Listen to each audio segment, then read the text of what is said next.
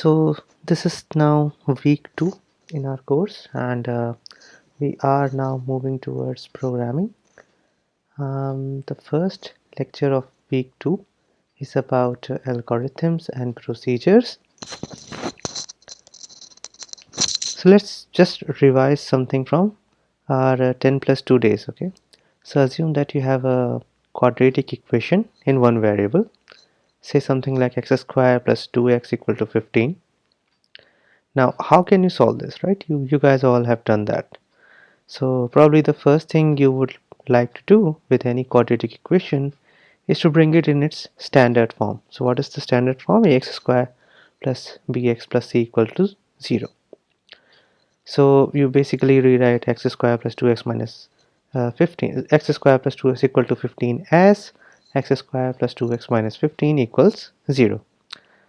The next step is to see if there are actually any real roots or not. So if you remember, what we used to do was we'll just calculate this discriminant, which is b square minus 4ac, and if this discriminant is greater than or equal to 0, we say that this equation does have some kind of real roots. By the way, this symbol, okay, greater than followed by equal to, is exactly how we write it when we do programming. So when we do this in computers, we don't actually use that symbol, that this kind of a symbol where you have greater than and then just a dash below that, to represent greater than and equal to. We do it like this: greater than and equal to. So this is a normal way of writing greater than and equal to.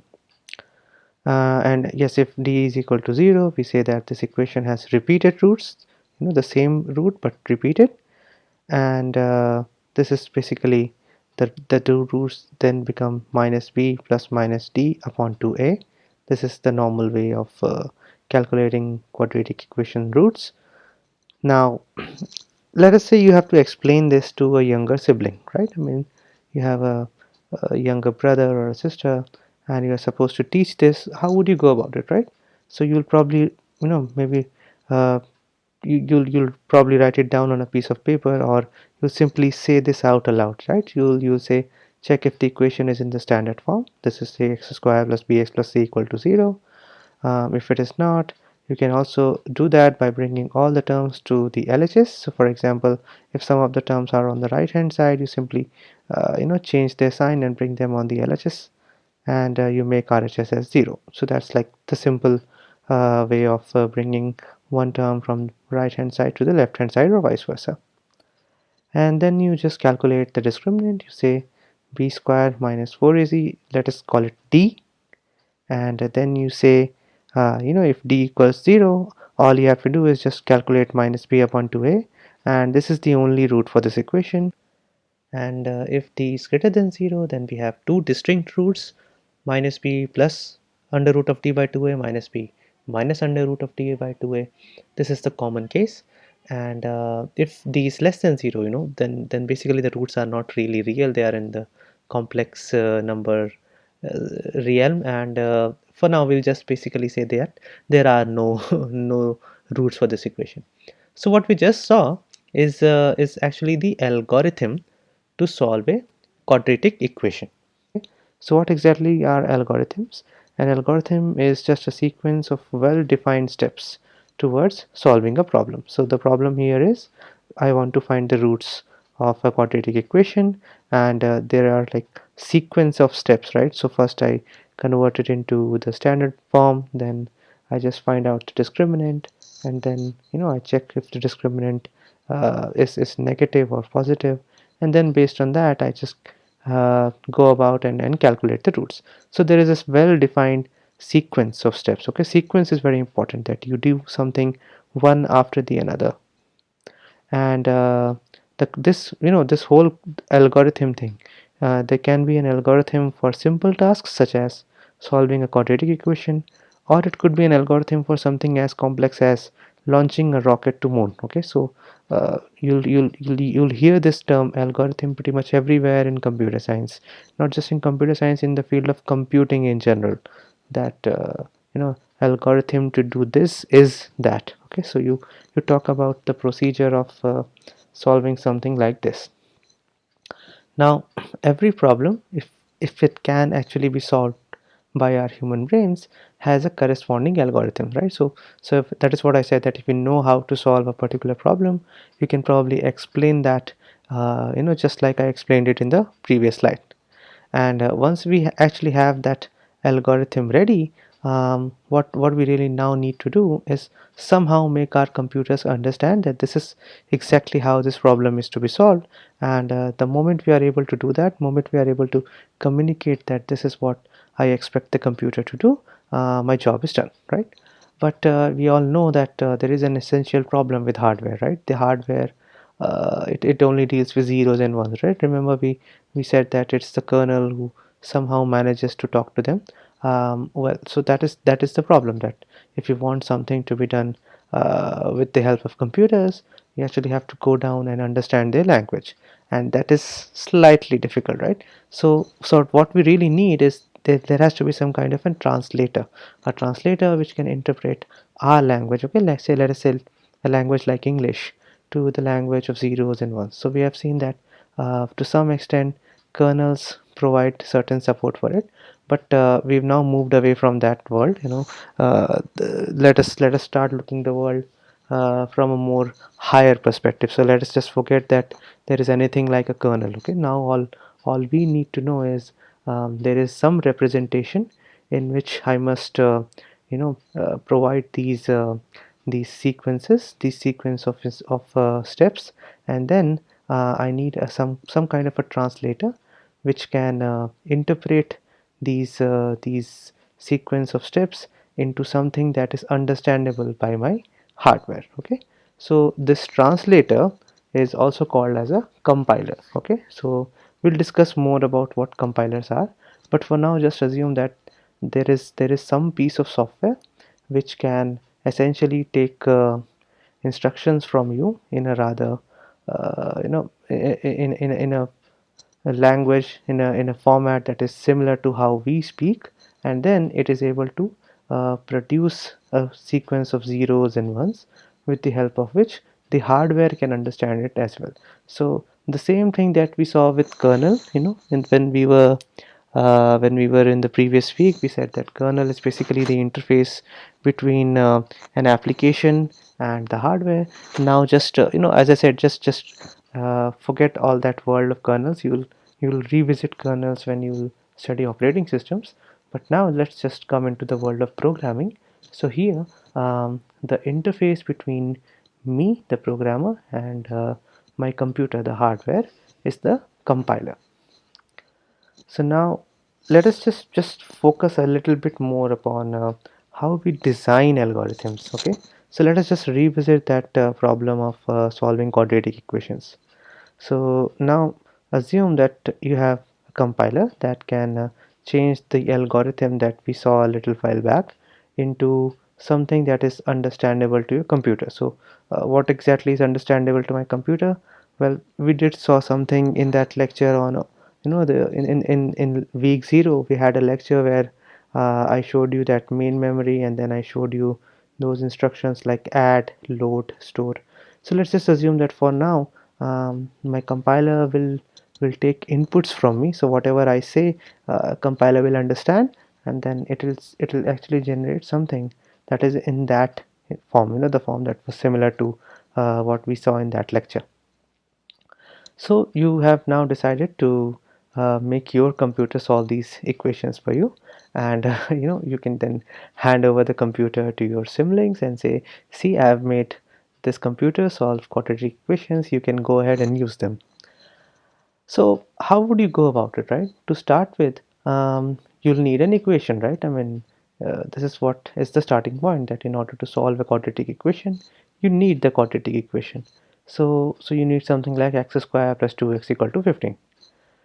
But now if you realize, you really don't need your sibling to type everything as it is, right? So your sibling doesn't need to type x squared plus 2x equal to 15. What you can really ask your sibling to do, as an elder brother or sister, is that you just ask them, you know just convert it into the standard form first and then come to me, and what I'll do is I'll somehow solve it for you.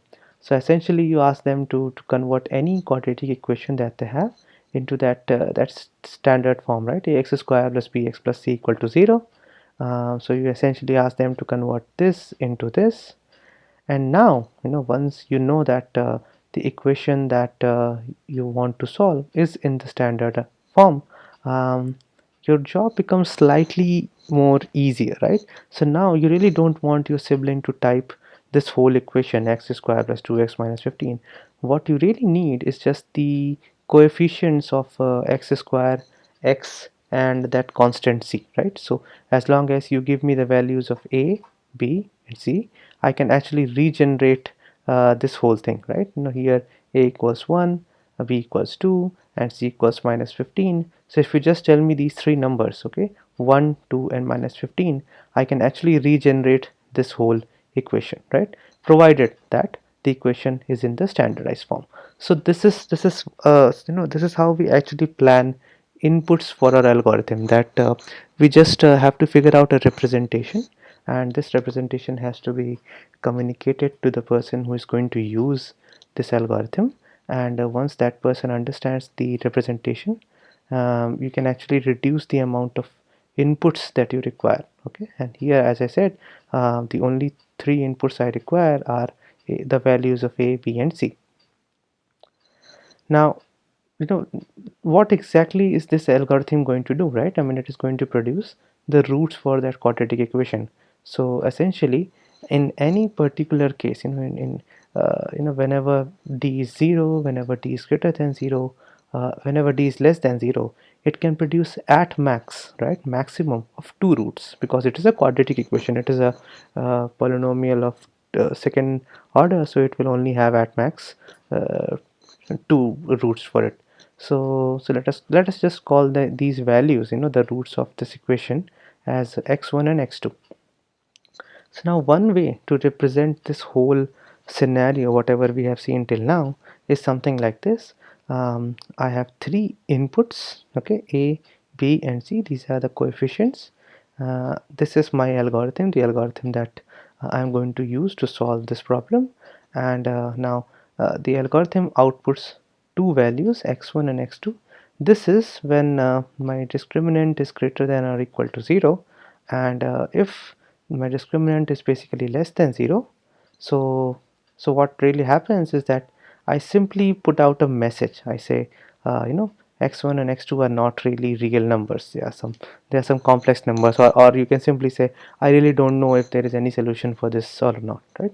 So this is a very simple way to represent the algorithm that you have just created. So now the actual set of instructions that a computer follows, right? The kind of instructions that we saw in that particular lecture: load, store, add. Okay, so this is known as code. Okay, this is a word that you already probably would have heard a lot. Okay, and the code that we saw in that particular lecture is something that is very similar to what is known as assembly language code, right? So assembly is a language here, a language that your computer can understand. um, but so you understand that whatever we have done till now, the algorithm that we wrote, that is not really very similar uh, to the code that we saw that day, right? And it is right, because algorithm is more of a informal way of saying this is how we are going to solve this problem. It is not really a formal way. So we can actually try to represent whatever we wrote just now in the algorithm in a more formal fashion. So instead of writing sentences in English that we did before, we can actually start using a more constrained language. Okay, what exactly is a constrained language? So these constrained languages are usually inspired by an actual programming language. Okay, so they closely resemble the instructions. Okay, so the instructions from a particular programming language, so they actually closely resemble actual code. So for example, if I had written this algorithm in a way in which I wrote stuff like add something something load something something, store something something, then I would probably say that this is closer to assembly language, right? So whenever we try to write our algorithm in a more constrained language, we call that as a pseudocode for the same operation. Okay, so pseudocode is essentially code that isn't really code. Okay, so this is one example. This is an algorithm, right? So this is the part of algorithm that we saw. If d equals 0, then you just find this part, and this is the only root of this equation. Now a corresponding pseudocode is here, right? So you can see that it is pretty much the same. If, and then there is a parenthesis, d equals 0, then there is some other it's not that clear, but basically this is a curly bracket, and this is the small bracket that you guys know.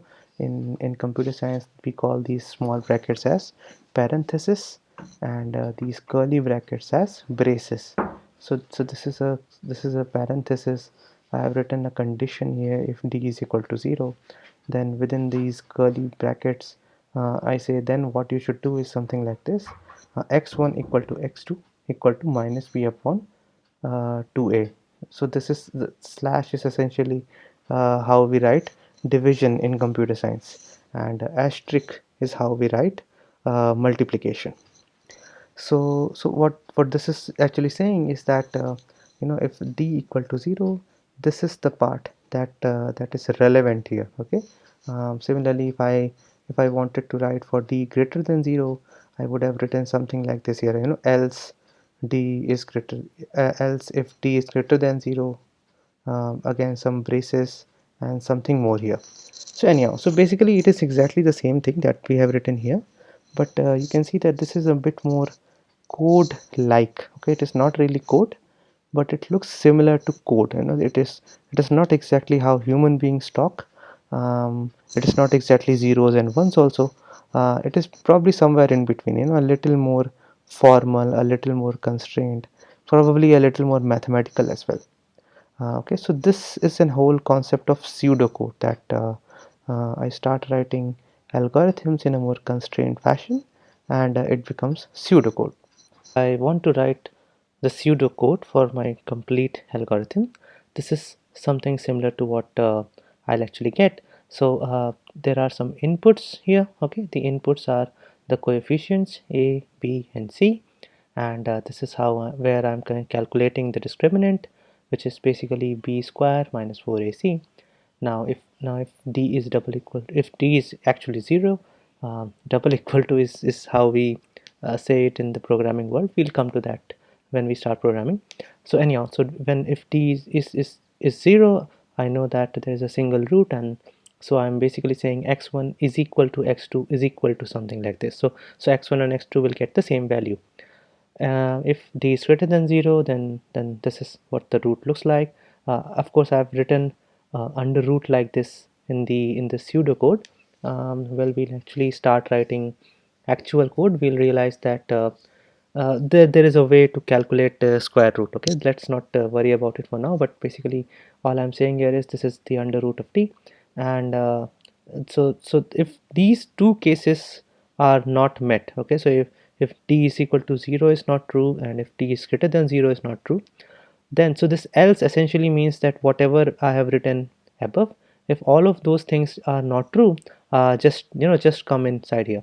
And this I have shown that this particular procedure, I'll tell you what procedure is, but this is the word that I've written here. So this particular procedure has this output x1 and x2, and in case the roots are not real, I'm basically just sending out a message that there are no real roots. Okay, so now what exactly is a procedure? This is the next question that I've written the term procedure here. So what exactly is a procedure?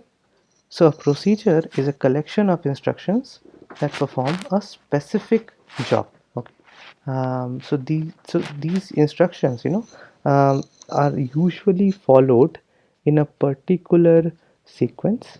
So you follow these steps one after the other, as mentioned, and it it doesn't make sense to just leave them in between. So this is another thing that you have to understand, that you know, if you're trying to solve a quadratic equation, you just don't stop at calculating the discriminant, right? I mean, you go ahead and then check what the discriminant is, and then you try to find out the roots. So essentially it doesn't make sense to simply uh, you know, find discriminant and just go away. So essentially, so basically what happens is, what I'm trying to say is, if there are a set of instructions that are almost always followed in a particular sequence, and it usually makes sense to do them either as a whole or not do them at all, then I can probably call them as a procedure. So procedures are just a kind of specific task that I perform in real world. So maybe there is some other way in which discriminant can also be used. Maybe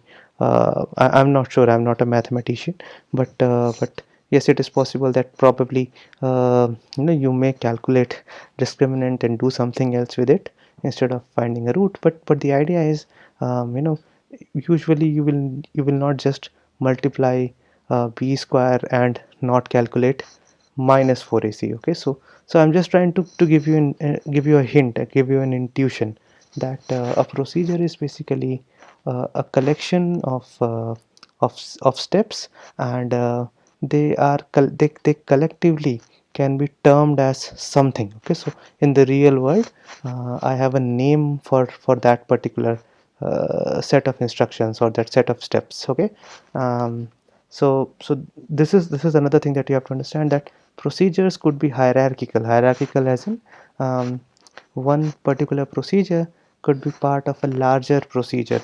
One particular task could be part of a larger task, and when we start programming, you will see this is going to happen very often, that if we have a complex problem, we will just divide it into smaller, simpler problems. We'll solve the simpler problems, and then we'll combine the solutions to solve the larger problem.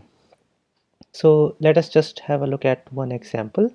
So this is exactly the same procedure that we saw earlier, but there is just one change here. Instead of calculating the discriminant here, what I have done is, I've made something that looks very similar to how in mathematics we used to write these functions, right? So we used to say y equals f of x comma y, something like this, right? So it is the same kind of syntax here, that I've written something here. Let's just call it f, another function, and this f is taking three inputs. So x, y, z is basically a, b, c here. And so what I'm trying to tell you here is, now what I have done is I've created a different procedure, and this procedure has three inputs, a, b, and c. And what this procedure actually does is that it will calculate the discriminant value, and because this is on the RHS of the equal to sign, what happens is that this when I actually start reading this, what it really means is, I will get a value that gets pasted here, okay, on the RHS, and that value then is assigned to D, okay, and then from there onwards it is exactly the same. So, and this is how the discriminant calculator looks like. It's essentially what we have already seen. It's just a, b, and c are the inputs, and it is the same thing, b square minus 4ac, and then this particular procedure returns D as its output. And you can now understand that what is happening here. By the way, the name D and the way, so these two D's are actually two different D's. Okay, don't confuse between them, that I have to write D here. I could have actually written something else here, D dash or whatever it is. This is a different ball game altogether. This is a different procedure altogether. The inputs here, the outputs here, they are actually different from the inputs and outputs here. The idea is that when we start programming, this actually means that I will write a piece of program that will look like this. I will also write a piece of program that will look like this, and then I will simply use this program here. Okay, and these two are independent of each other. I could even name these as something else. Instead of ABC, I could have named them PQR, it doesn't matter. Okay, what really matters is that this procedure requires three integers, and these are the three integers I am passing it to it, and then finally this procedure returns another integer after calculation, and this integer I am going to use. So you can see that there is a relationship here, right?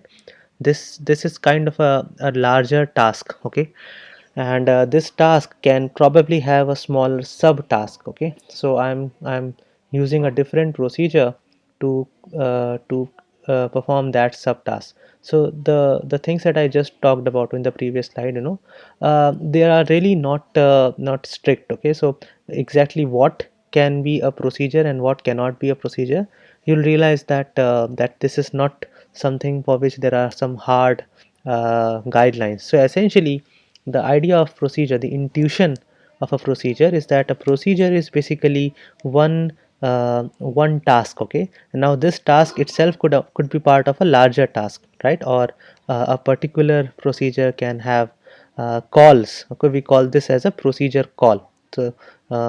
So this quadratic equation solver is calling the procedure discriminant calculator for the sake of calculating the discriminant. So we are basically saying that one procedure can use another procedure for achieving its own tasks, and that is exactly what we are trying to do here. But as I said, the overall intuition about procedure is that they are basically executed in these statements are ideally going to be executed in one go. It's not like I will execute something like this up to this point on my computer and then randomly just decide, okay, I'm not going to go further. So this is the overall intuition, that a procedure is basically a set of statements, a set of instructions which are supposed to be executed in one go, and they have, you can logically give them a name, right? So for example, I can logically call this as discriminant calculation. Logically I can call this as the solving of quadratic equation. So this is the overall idea behind procedures, that you actually collect set of instructions at one place, and you can logically give them some name, that this is what this particular set of instruction is doing, and then you call them a procedure. Okay, so this is all in this lecture. So there is a homework, I won't talk about it. This is something that you'll have to look at it on your own. In the next lecture onwards, we'll now start looking that how procedures can take us more closer, know how these procedures and algorithms that we have discussed today can take us closer towards the programming world. Okay, thank you.